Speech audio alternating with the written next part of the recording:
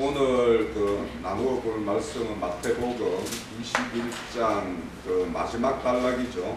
포도 농부의 비유에 대해서 오늘 말씀 나누겠습니다. 마태복음 21장 33절에서 46절까지 먼저 읽고 다 함께 말씀에 대해서 정도를 전람하도록 그렇게 하겠습니다. 오늘 본문 마태복음 21장이 이제 마치게 되는 마지막 단락을 우리가 금방 읽어봤습니다. 이 말씀은 우리가 잘 아다시피 열왕기상 21장에 가면 나봇의 포도원을 빼앗는 아합과 이세벨에 대한 이야기가 나와 있죠, 그죠? 네. 그거와 관련된 비유를 이렇게 가지고 와서 이렇게 말씀을 하고 있는 거예요. 그 내용은 이제 우리가 너무 잘 알기 때문에 왕상은 참조를 하시고 이런 어떤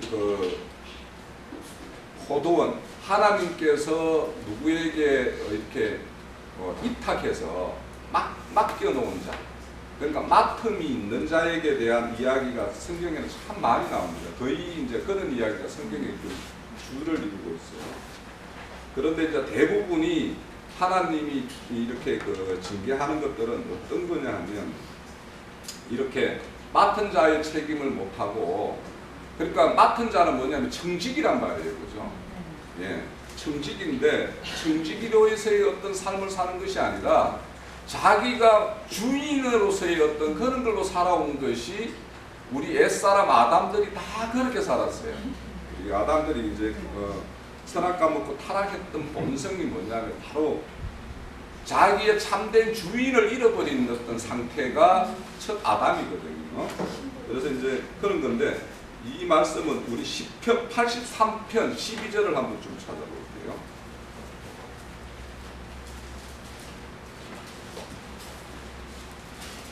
이 이야기는 창세 이래로 아담에 속한 사람들의 모든 것들이 이와 같았다는 것이에요.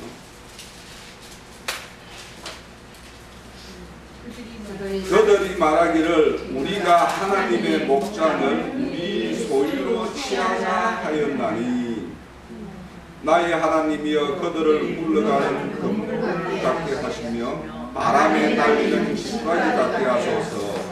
살림을 사르는 불과 산의 불빛같이 주의 강풍으로 그들을 쫓으시고 주의 폭풍으로 그들을 두렵게 하소서. 이렇게 나와요. 이것이 뭐냐면 하나님 편에 선 자들의 이 세상의 어떤 바라보는 눈이 이와 같다라는 거예요. 그러니까 우리가 이제 우리 교회에서 이렇게 증거하다 보면 이제 다른 어떤 종교 체계를 자꾸 이야기하는 이유가 바로 이와 같이 자기의 어떤 맡은 바의 어떤 맡은 자로서의 소임을 살지 않고 자기가 주인으로서 어떤 그런 삶을 살아가는 자들이 그 자에게 맡겨진 자를 어디로 끌고 가고 있는가, 그것 때문에 이런 다윗과 같은 사람, 이런 선지자들이 어떤 한탄과 어떤 주님의 어떤 그런 어떤 불같은 어떤 심판을 이렇게 가슴으로 이렇게 절규하는 이런 내용들이 이 성경에 참 많이 들어있거든요. 그래서 이제 우리가 이런 어떤 우리 어떤 신앙 체계 속에 우리와 같이 이제 어떤 맡은 자로서의 어떤 소임을 다하고자 하는 어떤 이런 모임과 그렇지 않고 하나님께서 소원하고 목적하는 것이 무엇인지를 잘 알지 못하면서 이런 어떤 사람을 잡아두고 그들을 어떤 말씀대로 천국의 문을 막고서 자기도 들어가지 않고 들어가고자 하는 자들도 이렇게 막고 또 배나 지옥 자식으로 만드는 그런 것들이 우리가 눈에 보이니까 이제 그거에 대해서 우리가 저들의 어떤 잘못을 이렇게 이야기하는 것이죠. 자, 우선 이렇게 여기 말씀해 보면 이 포도원을 그냥 단순히 주인이 이렇게 포도원을 탁 이렇게 맡긴 것이 아니라 포도원 농사를 잘 지을 수 있는 모든 환경들을 이렇게 잘 뿌려 놔놓고, 그죠? 1절에서 이렇게 그 3절까지 이렇게 보면 33절에서 34절에 보면 그렇게 이렇게 막 이렇게 다 뿌려놓고 종들에게 이제 이렇게 그 밭을 가꾸라고 이렇게 하는 것이죠. 그랬으니까 이제 주님께서는 이제 이 주인이 성경 말씀에 보면 포도원에는 항상 극상품의 포도나무를 심었다 이런 말, 또 에레미야서에 보면 더 좋은 포도나무를 심었다라고 이렇게 말씀을 해요. 그리고 심은 자는 뭐냐면 하나님이시다라는 것도 이제 곳곳에 전도를 하고 있고요. 그러면 이렇게 좋은 환경과 극상품을 심어놨으면 당연히 주인은 거기에서 극상품의 포도 열매를 찾고 있겠죠, 그죠? 예. 우리가 앞서 보신 대로 무화과나무에도 무화과나무 잎이 무성하고 있어서 거기에 열매 있을까 해서 이렇게 찾아갔더니 열매는 없고 잎만 무성해서 저주를 이렇게 내렸던 것처럼 이 나무를 심는 자, 가꾸는 자의 어떤 그 궁극적인 목적은 열매거든요. 이렇게 그 주님께서는 어떤 환경과 이런 모든 걸 배려해서 좋은 어떤 열매를 기대하고 있다는 것이고요. 그런데 이제 이렇게 좋은 환경과 이런 걸 배려했음에도 불구하고 어떤 그걸 맡은 자들이 충성과 어떤 헌신으로서의 어떤 그런 소임을 다하지 못한 이런 이야기들은 너무도 많아요. 성경에 사무엘상 2장에 보면은 그 엘리의 제사장 아들들이 그 불의하게 행하는 것들 이야기에 대한 것이 나오고 있죠, 그죠? 그렇게 나오고 있고 말라기서 3장 5절에도 가면은 너희들이 나에게 어떻게 했는지를 이렇게 말하고 있어요. 말라기서 3장 5절 한번 가볼게요. 그 구약 선지서의 마지막이니까 왜 그 이후에 이렇게 주님께서 다른 선지자를 왜 안 보냈는가 하면은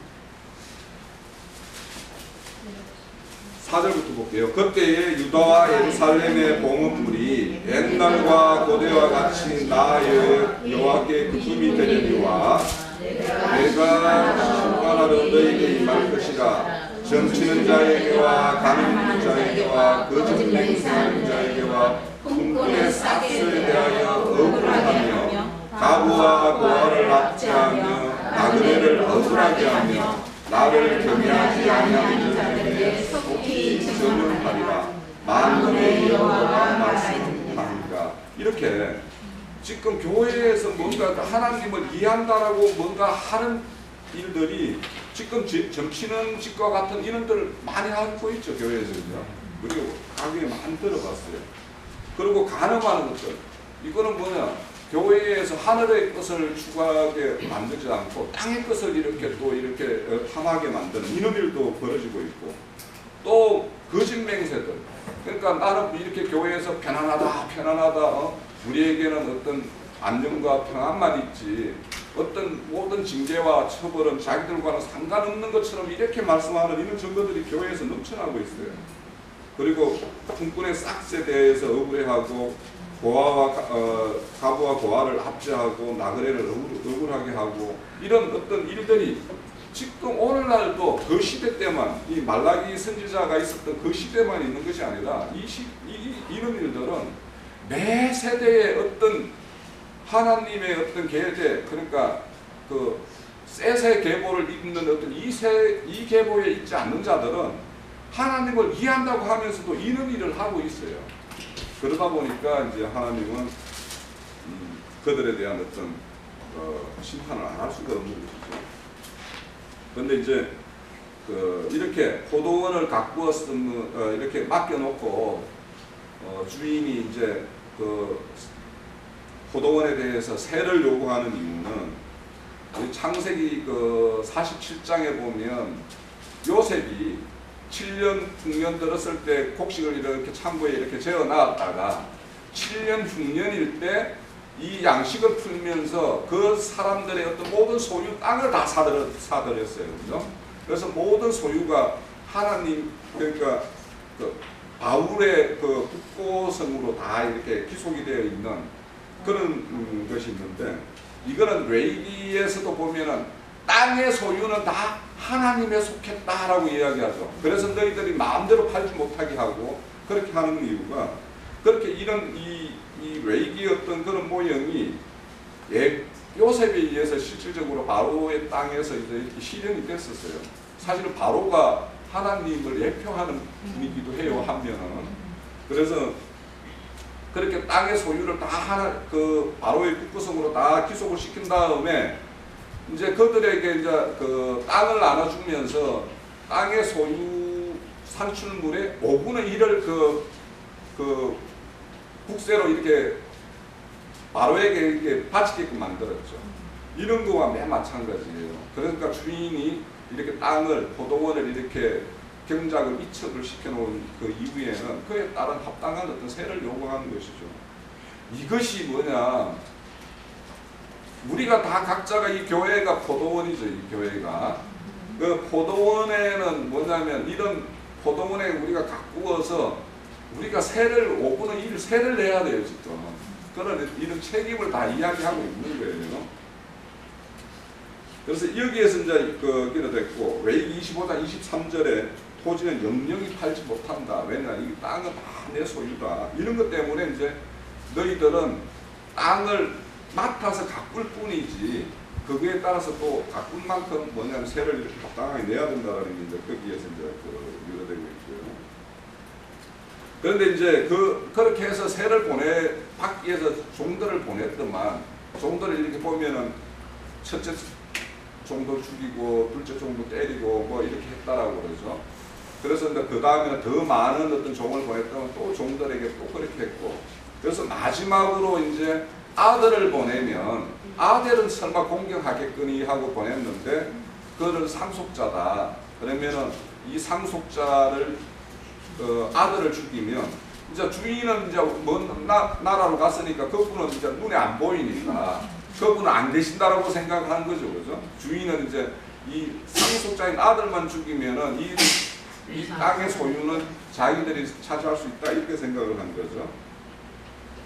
그것이 유대 땅의 십자가에서 예수님을 죽일 때도 똑같은 그런 어떤 그에 의해서 예수님을 죽인 거예요. 예수님이 죽으면 하나님은 눈에 안 보이니까.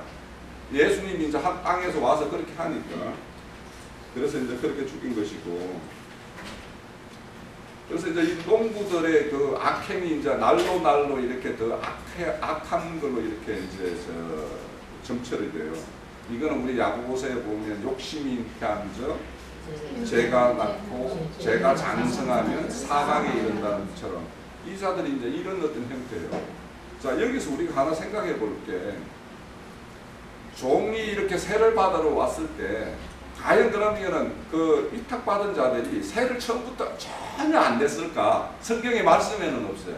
그 말씀은 없지만 분명히 과거에 이런 쭉 흘러오는 걸로 보면 성전에서 행한 것에 대한 어떤 그들은 열심히 행했지만 하나님이 보시기에는 너무 악한 것이기 때문에 폐기를 시켰죠. 그죠? 성전을 폐기시켰고 그런 걸로 보면 이 포도원의 농부들도 자기들이 열심히 농사 지어서 이 셉니다 하고 분명히 종이 받으러 왔을 때 내놨을 거예요. 그런데 종이 볼 때는 이거 극상품의 포도 열매를 이렇게 기대하고 와서 이제 이렇게 했는데 먹을 수도 없는 들포도를 갖다가 놔놓고 이게 셉니다. 새 받아가세요 하니까 종은 아니다. 이거는 내가 받아갈 새가 아니다. 다른 새 빨리 그 좋은 어떤 그 새를 내놔라. 이렇게 이야기했을 거예요. 그러니까 이런 어떤 포도원의 어떤 열매가 참 열매가 어떤 것인지를 모르면 다른 애법들로 그러니까 법 아래 있는 자들 법 아래 있는 자들이 내놓는 건 뭐냐면 내가 열심히 법 지키고 하나님이 규례대로 하라고 한 대로 막 이렇게 열심히 한 그 내용 가지고 이렇게 이런 재물 이 산출이 이겁니다라고 내놨을 거란 말이죠. 근데 그것을 부정하는 거 아니에요. 그러니까 실질적으로 종들은 그 맡은 자들, 포도원을 맡은 자들은 이 종이 요구하는 세를 내놓을 수가 없는 거예요. 그죠? 내놓을 수가 없는 거예요. 그러니까 네가 우리가 산출하고 열심히 농사 짓고 땀 흘려서 농사 짓는 게 이것인데 네가 이 세를 부인해. 그러니까 그 종을 죽였을 거라. 지금까지 과거의 역사 이렇게 성경 말씀은 뭐냐면 그 산출의 어떤 열매가 무엇인가에 따른 어떤 하나님이 바라보는 어떤 산출과 그들이 바라보는 산출이 다르기 때문에 거기에서 충돌이 일어나서 싸움이 일어나는 거거든요. 그래서 두 번째 정도, 세 번째 정도 이렇게 가서 우리 주인이 받아오라는 그 새를 받으려고 찾으니까 그 새가 없었으니까 그러니까 그 종들을 이렇게 죽이고 했을 겁니다. 그런데 이제 보면 이제 결국에는 이런 일로 인해 가지고 그 포도원의 어떤 가꾸는 어떤 권리를 상실하죠, 그죠? 상실해요. 그래서 지금까지 이렇게 보면 마태복음 19장에서부터 지금 21장까지 쭉 흘러가는 게 뭐냐면 나중된 자 먼저 되고 먼저 된 자 나중된다라는 그걸 다 지금 계속 이거 설명을 해가고 있는 거예요. 그래서 이게 너희들이 먼저 하나님의 포도원을 경작을 이렇게 책임을 맡았지만 너희들이 다 못했기 때문에 너희들이 좋은 열매를 얻을 수 있는 산출할 수 있는 그들에게 새로운 그 농부를 찾아서 그들에게 포도원을 다시 맡긴다라는 그 이야기가 계속 이어지고 있는 것이 지금 마태복음 21장입니다. 그래서 이제 마태복음 21장에 넘어가면은 이제 그 세를 구체적으로 보면은 이제 가이사의 건 가이사에 바치고 하나님 건 하나님에 바치라는 이런 이야기까지 나오는 것이 여기에서도 이제 연결되는 거예요. 결국에는. 그런데 이제 이들이 영문 밖으로 주님은 이제 포도원 밖으로 가서 이제 아들을 끌고 가가지고 이제 아들을 죽였다라고 그러죠. 그거는 우리 히브리서 13장에서 보면 주님이 영문 밖으로 나가서 이렇게 죽음을 당하는 그 이야기가 똑같은 이야기가 이제 같은 비유에서도 이제 이렇게 언급을 하고 있어요. 근데 이제 이거는 이제 실질적으로는 십자가에서 예수님이 죽는 거를 이제 예표하고 있는 건데 그 예수님이 이렇게 돌아가신 다음에 거기 보면은 돌 위에 돌 하나도 없고 또 그 돌이 떨어져서 돌에 맞아 죽는 자가 있고 돌에 떨어져서 사람이 죽는 자도 있다라는 게 이제 마태복음 21장 그 마무리 단계이죠, 그죠? 21장에 보면 42절에 보면 건축자가 버린 모퉁이 돌이 이제 모퉁이 돌이 되는데 근데 이 돌에 의해서 빠져 죽는 자들이 나오잖아요. 44절에 돌 위에 떨어지는 자는 깨지겠고 돌이 사람 위에 떨어지면 그는 가루가 되어서 흩어질 것이다라고 그러죠. 이것도 이제 사실은 이제 돌이 깨지는 거는 단순한 심판만이 아니라 이거는 이제 양면적으로 이것도 봐야 될 부분이 있는데요.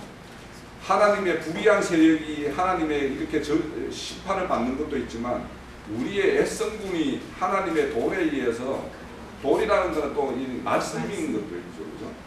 그러니까 이거에 의해서 우리가 부서져야지만이 위에처럼 건축자의 버린 돌이 모퉁이 돌이 되고 그 돌 위에 우리가 건축 재료로서 이렇게 지어질 수 있다라는 걸 말하고 있는 거기도 해요. 44절은.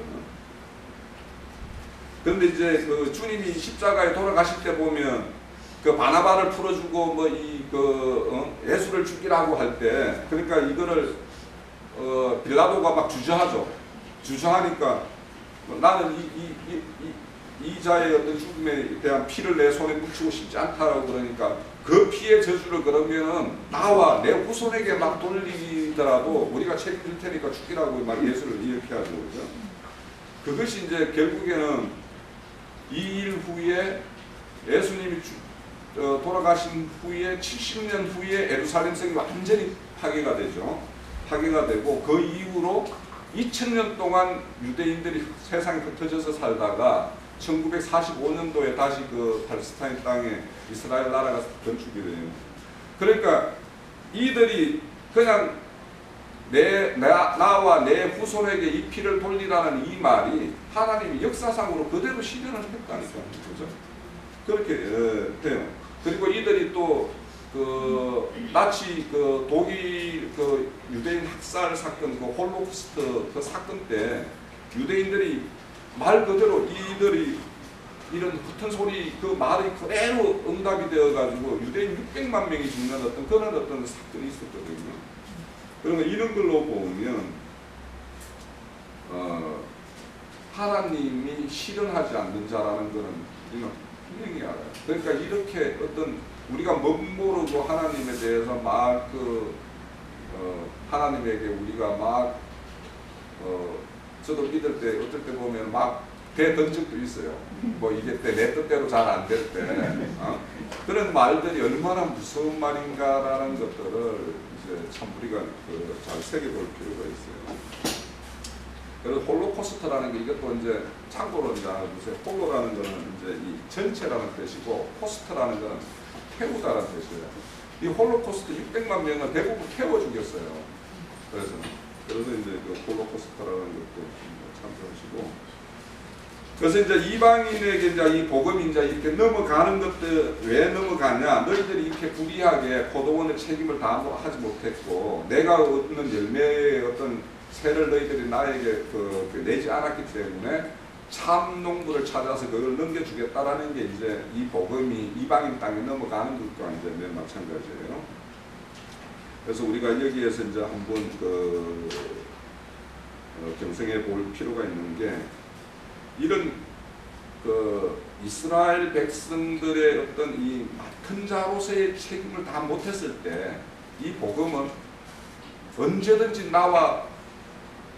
나를 떠나서 다른 자에게 갈 수 있다라는 어떤 그런 이 경계심을 가지고 있어야 되는 거예요. 그러니까 저희들이 예전에 배웠던 한 번 믿으면 영원히 막 모든 것이 뭐 과거의 죄, 현재의 죄, 미래의 죄도 다 사해지고 막 이런 어떤 그런 복음이라는 거는 하나님의 어떤 이런 비유에서 말씀처럼 우리가 맡은 책임을 다 못할 때 그래서 이제 야고보서 1장 어딘가에 보면 이런 게 있죠.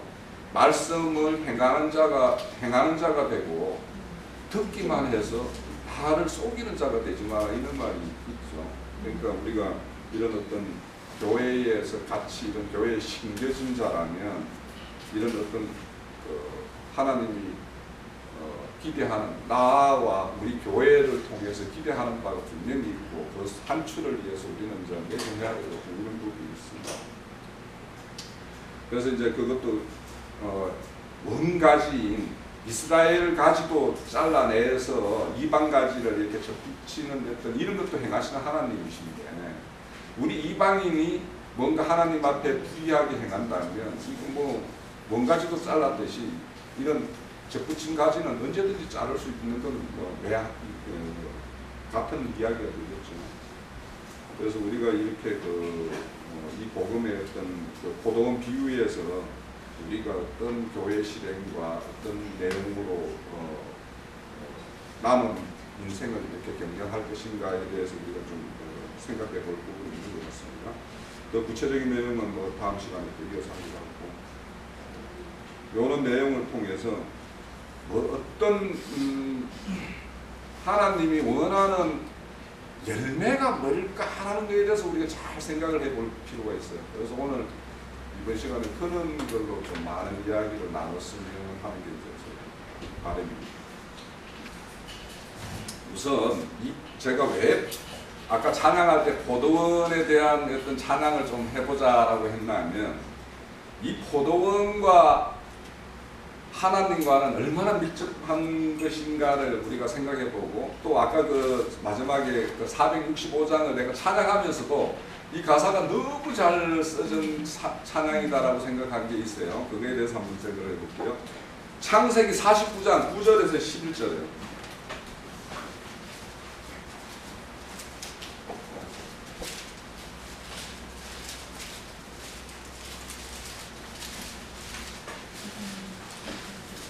자, 49장에 보면 이제 야곱이 12아들을 축복하는 이야기인데 유다에 대해서 이렇게 축복하는 이야기예요. 9절에서 볼게요. 유다가 사자 새끼로다 내 아들아 너는 움키는 것은 짚고 꼬마 같으바 그가 웅그리고 우리 사자와 같고 아무 사람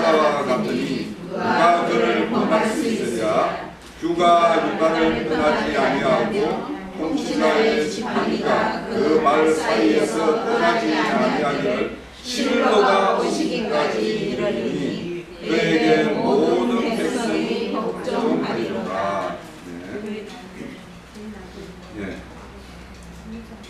11절 그의 나귀는 포도원에 매며 그의 암나귀 새끼를 아름다운 포도나무에 맬 것이며 또 그 옷을 포도주에 바르며 그의 목장을 포도주에 바르리로다. 예, 사실 11절이 제일 핵심인데 제가 봤거든요. 자, 여기 보면 실로가 오기까지 그에게 모든 백성이 복종하리로다 이렇게 이야기했는데 여기 보면 나귀가 여기에 등장을 하죠. 나귀를 거기에는 뭐 우리가 앞서 마태복음 21장에는 어느 나무에 묶여 있는지는 말씀은 안 나왔는데 거기가 무화과 나무가 많은 동네니까 무화과 나무에 매여 있었을 수 있어요, 그죠? 그죠? 대략. 그런데 지금 포도나무에 매고 있죠. 그죠? 포도나무에 매고 있고 그 옷에 포도주에 빨면 그의 복장이 포도즙에 빨리로다라고 이야기해요. 이 실로라는 것은 평화를 만드는 자예요. 그러니까 평화를 만드는 자. 그러니까 우리가 이 평화라는 것에 대해서 이런 세상 어떤 용어적인 거, 국어 사전적인 이런 개념을 가지고 있으면 안 된다라는 게 오늘 이제 이어질 이야기예요. 이 실로가 오면 이 평화를 만드는데 우리가 하나님 이 실로와 평화를 할 수 없는 존재들이에요.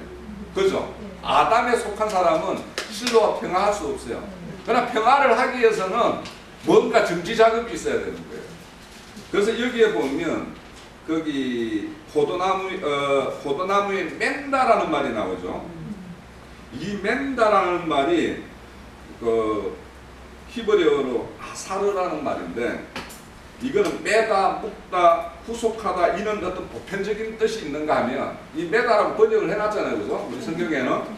그런데 더 중요한 게 하나가 있어요.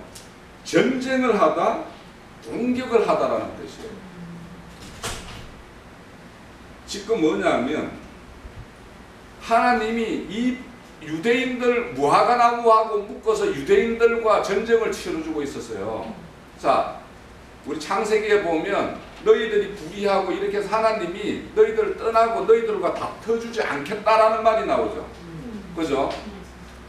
그러니까 이 아담에 속한 사람들에게 하나님이 떠나고 그들과 다퉈주지 않는다라는 게 제일 큰 저주인 거예요.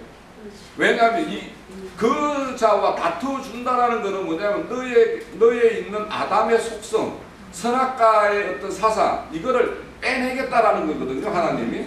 그런데 지금 뭐냐면 이 매다라는 뜻에는 그렇게 이렇게 단순히 구속하다, 맨다 이런 뜻만이 아니라 매여 있다라는 건 하나로 일체화하겠다라는 뜻이거든요. 이게 연합이라는 뜻도 있어요.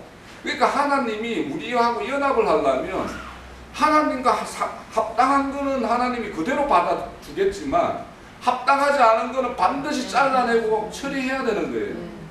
앞간에 포도원 그거 나중에 있다가 우리 저기 점심시간 이후에 찬양할 때 한 번 더 해보자고 그 찬양이. 이렇게 포도나무에 이렇게 주님이 베어져서 실로가 와서 하나 묶어져서 우리 안에 있는 이런 속성들을 빼내는 전쟁을 치러주겠다라는 뜻이 여기 있는 거예요. 그러니까 지금 봐봐요. 나귀를 탔죠. 저 성전에 들어갈 때. 그걸 탔다라는 건 뭐냐면 나귀와 나는 하나다라는 뜻이에요. 이제는. 그러면은 뭐냐면 나귀의 부족은 하나님의 부족이야. 그럼 하나님이 당신의 수치, 당신의 영광을 가리는 어떤 수치를 그대로 둘 수는 없잖아요. 그러면 그 나귀의 몫을 꺾어야 되면 꺾는 거죠. 꺾는 작업을 하는 거예요. 그런 거와 같이 여기 포도원하고 이렇게 맺어지는 이야기가 이 창세기 49장에서부터 여기에서 비롯된다.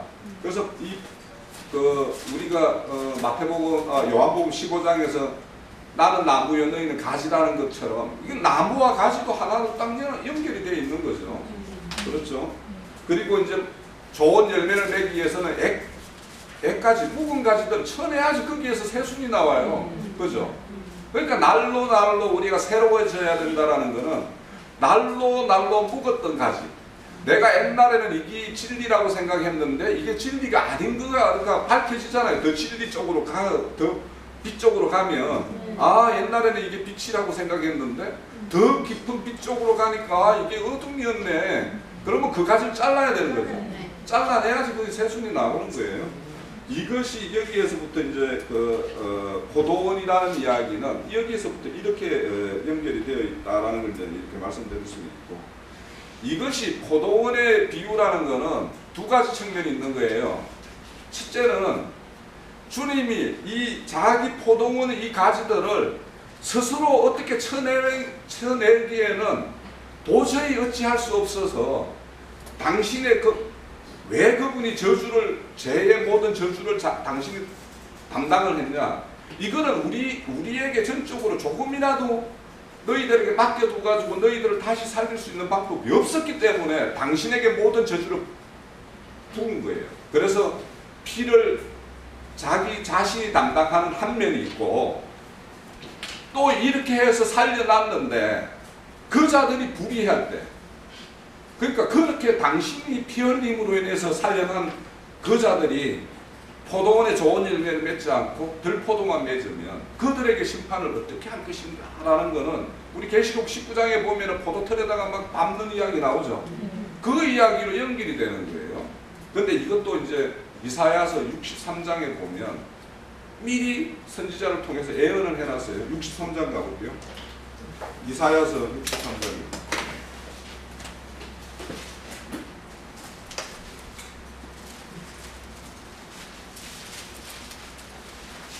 1절에서 6절까지 한번 볼게요. 에돔에서 오는 그 누구며 붉은 옷을 입고 보스라에서 오는 이 누구냐? 그의 화려한 너무 큰 능력으로 걷는 이가 누구냐? 그는 나의 공의를 말하는 이요 구원하는 능력을 가지니까 어찌하여 내 의복이 붉으며 내 옷이 포도즙을 뿌리느냐? 만민 가운데 나와 함께 한 자가 없이 내가 홀로 포도주를 밟았는데 내가 노함으로 말미암아 무리를 밟았고 분함으로 말미암아 짓밟았노라. 그들의 선생이 내 옷에 튀어 내 의복을 다 더럽혔으며 이는 내 은수를 갚는 날이 내 마음에 있고 내가 구속할 때가 왔으나 내가 먼저 도와주는 자도 없고 붙들어주는 자도 없으므로 이상하게 여겨 내 팔이 나를 구원하며 내 분이 나를 붙들었습니다. 내가 노함으로 말미암아 만민을 밟았으며 내가 분함으로 말미암아 그들을 취하게 하고 그들의 손을 땅에 쏟아지게 하였느니라. 그러니까 여기 말은 이 내용은 이제 이게 이제 양면으로 이제 이야기를 하는 건데, 주님이 이들을 다 멸해야 되는데 멸하면 그 분노함이 3절에 보면 만민 가운데 나와 함께하는 자가 없이 나 홀로 포도주를 밟았는데 내가 노함으로 말미암아 무리를 밟았고 분함으로 말미암아 짓밟았으므로 그의 선열이 내 옷에 튀었다라고 이 말을 하는 거는 실질적으로 그들을 다 밟은 측면이 있어요. 마지막 심판 때는 가면 반드시 밟을 거예요. 그런데 지금은 뭐냐면 하나님의 자녀를 채워야 되는 단계니까 이 분함을 자기에게 다 들어부었다라는 이야기도 이어 있는 거예요. 이 63장의 이야기는. 그러니까 그 분함, 너희들 다 나와 함께 해주지 않는 생각 하나도 없는 너희들의 이 불의를 내가 다 이 분함을 다 털어서 어딘가에 부어야 되는데 이 분함을 당신에게 부었다라는 측면이 있다라는 거예요. 그리고는 나중에 이제 최종적으로는 계시록 19장에 가면은 그 포도주의 털을 밟는 이야기가 나오고, 자 그러면 이제 이 뒤에 가면은 바로 이어지는 게 이제 그 애복, 그 혼인장의 애복이 나오죠. 거기도 우리는 어떤 자여야 되냐면 주님이 하나님의 아들임에도 불구하고 고난으로 온전한 이루어 구원의 주가 되셨다 이런 말이 나오죠. 그런 것처럼 하나님 자신도 하나님 아들임에도 불구하고 고난을 다 담당해서 온전함이 이루었다라고 그래요. 그러면 우리는 어떤 자냐? 계시록 7장 14절에 어린 양의 피에 옷을 빨아 희게 되었다라는 말이 나와요. 그게 우리 믿는 자고 하나님의 길을 가는 자들이 입어야 할 옷이라는 것은 바로 어린 양이 우리가 금방 봤던 것처럼 이사야서 63장에서처럼 모든 피로 당신의 옷을 적시듯이 우리의 옷도 그와 같이 피로 적시는 옷을 입어야 되는 거예요. 그게 요한계시록 7장 14절의 이야기가 그 이야기예요. 우리가 피에 빨았는데 어떻게 옷이 하얗게 될 수가 있어요?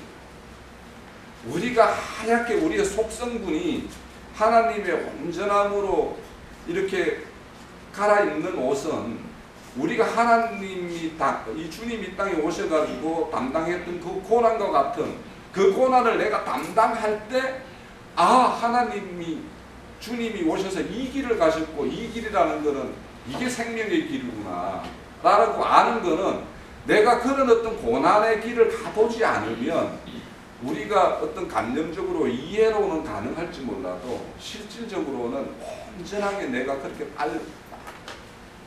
하얗게 된 옷을 입기가 어렵다라는 거예요. 그러면 우리가 그런 고난에 의해서 어린 양과 같이 그 피에 빨아서 흰 옷을 입는다라는 것은 우리가 가만히 여기 있고 우리 교회에서 이렇게 모임만 이렇게 하고 있으면 누가 우리한테 피를 요구해요? 요구하지 않죠. 우리가 이 진리 복음을 가지고 이렇게 호도원 경작자로서의 어떤 그걸 할 때 우리에게 피 뿌리는 피 튀기게 하는 일도 있고 피를 요구하는 일도 있는 것이지. 그래서 우리가 지금 뒤에 보면 이제 상속자라는 이야기가 나오잖아요. 이런 상속자라는 걸 우리가 상속자라는 것은 요한복음 8장에 가면 마다들이 상속자가 됐죠. 그러면 마다들에 속한 자는 속해서 상속자가 되기 위해서는 고난도 같이 받아야 된다라는 말이 나오잖아요. 8장 15절인가요? 거기에 보면 우리가 양자의 영을 받았는데 양자의 영으로서 상속자가 되고자 한다면 고난도 같이 받아야 된다는 말씀이 나와요. 이와 같이 우리 복음의 이 이야기 속에는 이런 것이 다 들어있다. 우리 하나만 또 성경 찾아볼게요. 히브리서 1장 2절에 가면 그 아들을 만유의 후사로 세웠다라는 말이 나와요. 그죠? 그런데 그거보다 더 중요한 이야기가 2장에 나와요. 바로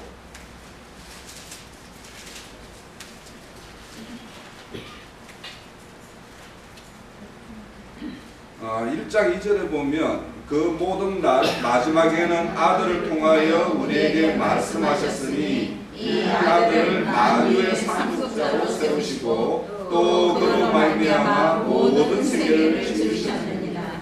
이렇게 나왔죠. 그러면 2장 가볼게요. 왜 이렇게 주님 하나님이 아들 예수를 이렇게 만유의 상속자로 세웠냐면 10절 가볼게요. 10절. 그러므로 만물이 그로 위하여 또한 그로 말미암아 이가 많은 아들들을 이끌어 영광에 들어가게 하시기에 그를 구원의 창시자를 고난을 통하여 온전하게 하시니 합당하도다. 예. 그러니까 만물이 그로 비록되었죠. 그런데 만물이 비롯됐는데 비롯된 목적대로 다 돌아가야지 하나님이 영광스러운 모습이죠. 그죠? 그런데 하나님이 그렇게 영광스럽게 만물을 지었는데 영광스럽게 안 돌아가는 존재가 있어요. 그게 뭐냐면 인간이라고 합니다. 아담에 속한 인간. 이게 하나님의 창조 목적대로 안 돌아가고 거기에서 그 창조 질서에 벗어난 자들이 유일하게 이 아담에 속한 사람이라는 거예요.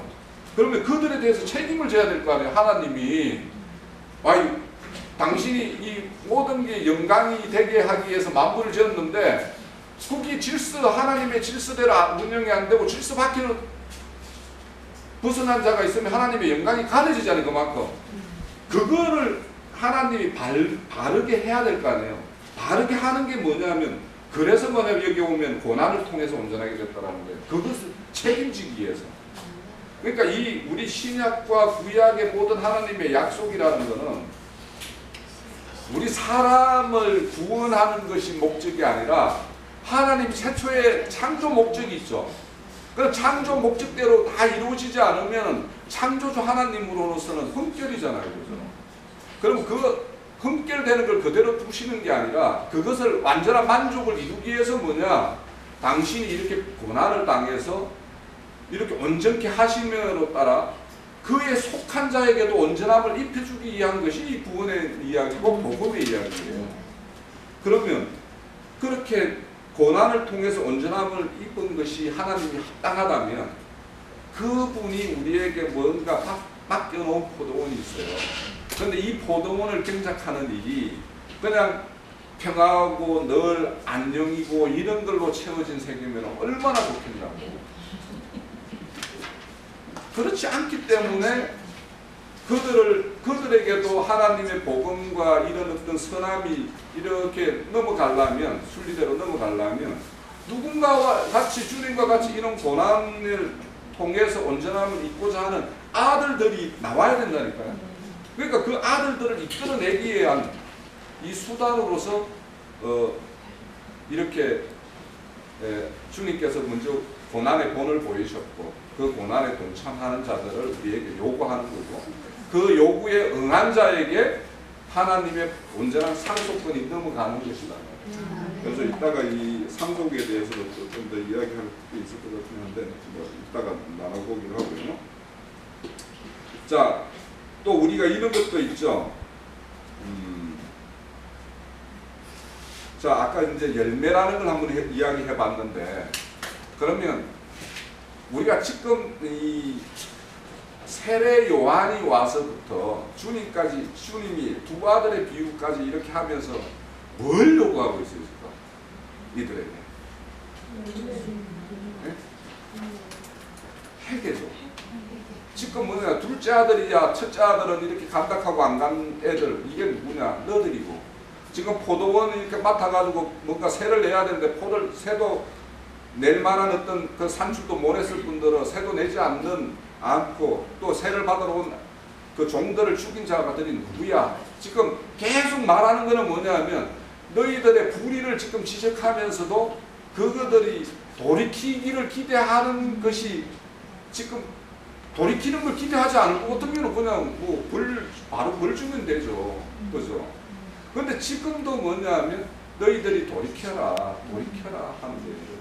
그러니까 제일 첫 번째 열매는 뭐냐면 회개의 열매. 너희들에게 회개의 열매를 나는 구한다. 자, 그런데 너희들이 돌이켜 회개치 않으면 최종적으로는 이 돌에 의해서 부서지고 흩어질 것이다 라고 이야기하는 것이 마태복음 21장의 마지막에 이렇게 빼돌이에요.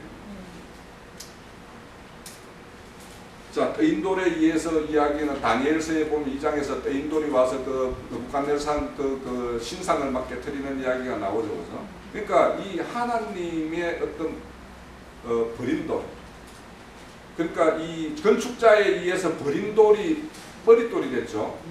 그러면 우리도 이 세상 건축자로부터는 버린 돌이 되어야지, 세상 건축자한테 우리는 쓸만한 돌이 되면 이거는 하나님의 어떤 그 모퉁이 돌과 함께 연합돼서 건축이 될 수가 없는 거예요. 그러니까 우리가 세상에서 뭔가 세상 사람들의 어떤 꿈에 좀 맞는 이런 모양 내기 위해서 이런 그런 어떤 신앙을 하면 안 되는 거예요. 그러니까 하나님에 의해 바라보는 선과 이 세상이 바라보는 선은 전혀 다른 것이기 때문에 뭐 선과 악에 대해서도 제가 뭐 이따 한번 그 연결해서 좀 말씀드릴게요. 그래서 우리가 이렇게 주님이 버린 돌이 되었듯이 우리도 이와 같이 버린 돌이 되어야지만이 그 터전에 우리가 건축자로서 이렇게 설 수 있다. 그 건축자로 선다라는 게 결국엔 상속자인 것이고 우리가 새 예루살렘 성전의 어떤 하나의 기둥이든 무슨 엇석가래든 뭔가로 이렇게 쓰임이 되는 어떤 그런 존재로 채택이 될 수 있다는 걸 이제 말씀드릴 수 있을 것 같고요. 자, 우리는 이 세상에서 이제 어떤 삶이 세상 사람들로부터 부인당하는 그런 어떤 삶을 살아야 되는 어떤 그런 존재인데, 우리 성도라는 것은 이 행위의 삶, 율법의 삶, 또 자기 공로로 쌓은 어떤 이런 산을 우리 앞에 보면 너희 믿음으로 이 산을 들어 바다에 던지면 던지우리라 말을 하죠. 그죠? 앞에 나왔잖아요. 이게 뭐냐? 그렇게 우리가 행위로 쌓은 산, 우리의 공로로 뭔가 구원을 이루겠다라는 이런 산, 또 율법의 산, 이런 산을 믿음으로 던지면 그건 반드시 세상 바다에 던져버릴 수 있다라는 것이 앞에 그 말씀의 전부예요. 그리고 우리는 그런 어떤 산을 벗어버리고 은혜의 산, 또 하나님의 어떤 국률로 입혀주는 그 옷가지를 입을 수 있는 그런 국률의 그런 어떤 믿음의 어떤 산을 이렇게 쌓아야 되는 것이 우리 성도의 어떤 갈 길이다, 이렇게 말씀드리고 오늘 첫 시간 마칠게요. 한 45분 했으니까.